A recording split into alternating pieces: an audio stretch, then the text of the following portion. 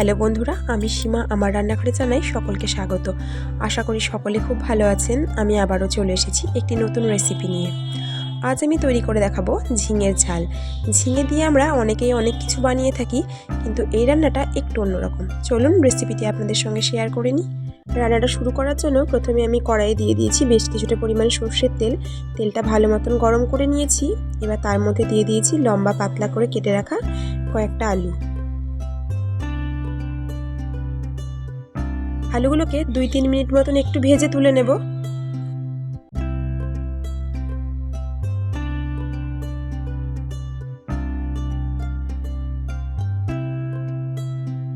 এবার ওই তেলের মধ্যে ফোড়নের জন্য দিয়ে দেব হাফ চামচ কালো জিরে, একটা গোটা শুকনো লঙ্কা। ফোড়নটাকে একটুখানি নেড়ে চেড়ে নেব। তারপর এর মধ্যে দিয়ে দেব একটা বড় সাইজের কুচনো পেঁয়াজ।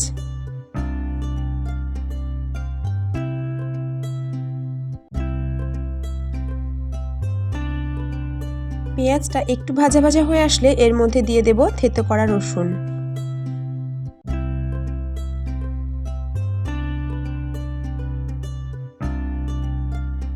এখানে আমি 5 থেকে 6 কোয়া রসুনকে একটু ভালো করে থেতো করে নিয়েছিলাম। রসুনটাকেও পেঁয়াজের সঙ্গে একটু ভেজে ভেজে নিয়েছি। তারপর এর মধ্যে দিয়ে দিলাম টুকরো করে রাখা একটা মাঝারি সাইজের টমেটো। টমেটো দেওয়ার পর একটু নাড়াচাড়া করে নিয়েছিলাম। তারপর এর মধ্যে দিয়ে দিলাম কেটে রাখা ঝিঙেগুলোকে হালকা খোসা ছাড়িয়ে নিয়ে এরকম লম্বা লম্বা করে আমি কেটে নিয়েছি। গ্যাসের আঁচটাকে বাড়িয়ে রেখে ঝিঙেটাকে বেশ কিছুক্ষণের জন্য একটু ভেজে নেব। এবার দিয়ে দেব পরিমাণ মতন হলুদ আর পরিমাণ মতন লবণ। লবণ হলুদ দেওয়ার পরে ঝিঙেটাকে 3-4 মিনিটের জন্য গ্যাসের আঁচ বাড়িয়ে আবারও কিছুক্ষণ ভেজে নেব।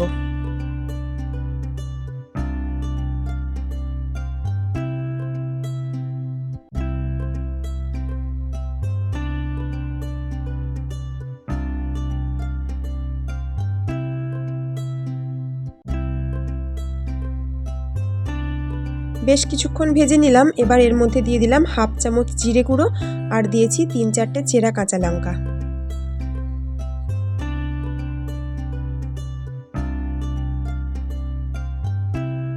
একটু নেড়ে চেড়ে নিলাম। তারপর এর মধ্যে দিয়ে দিয়েছি কালারের জন্য সামান্য কাশ্মীরি লঙ্কার গুঁড়ো।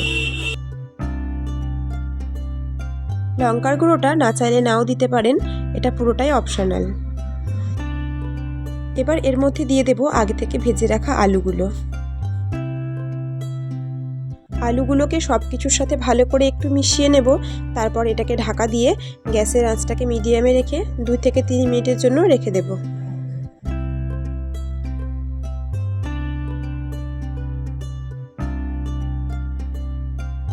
3 মিনিট পর ঢাকা খুলে নিয়েছি। আবারও একটু নেড়ে চেড়ে নেব। তারপর এর মধ্যে দিয়ে দেব আমি বেটে রাখা সর্ষে।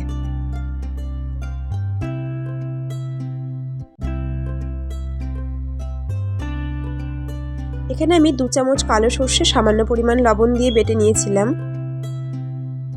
মশলার বাটি ধুয়ে সামান্য পরিমাণ জল আমি এখানে দিয়ে দিয়েছি।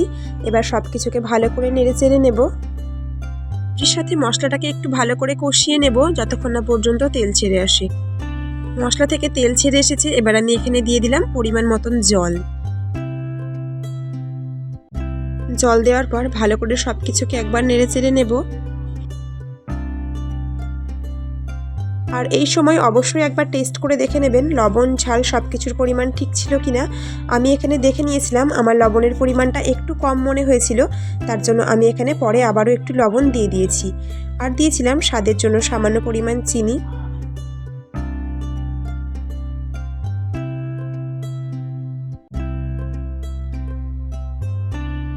সব কিছু দিয়ে ভালো করে নেড়ে চেড়ে নিয়ে ঢাকা দিয়ে গ্যাসের আঁচটাকে মিডিয়ামে রেখে আবারও আমি 2 থেকে 3 মিনিটের জন্য রেখে দিয়েছিলাম।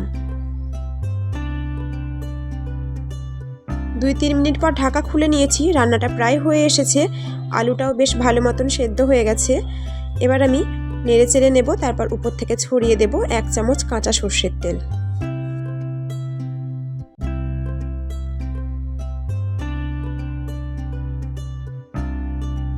এবার ঢাকা দিয়ে গ্যাস অফ করে 2 মিনিটের জন্য আবারও রেখে দেব। 2 মিনিট মতো রেখে দিয়েছিলাম। তারপর এটাকে পরিবেশনের জন্য একটা প্লেটের মধ্যে সাজিয়ে নিয়েছি। আর ঝিঙের এই রেসিপিটা কিন্তু গরম ভাতের সাথে খেতে দুর্দান্ত লাগে। তাই দেরি না করে ঝটপট এই পদ্ধতিতে একবার এই ঝিঙের রেসিপিটি বানিয়ে দেখুন। আর আমার এই রেসিপিটি যদি আপনাদের ভালো লেগে থাকে অবশ্যই একটা লাইক আর আমার চ্যানেলটিকে সাবস্ক্রাইব করতে একদম ভুলবেন না।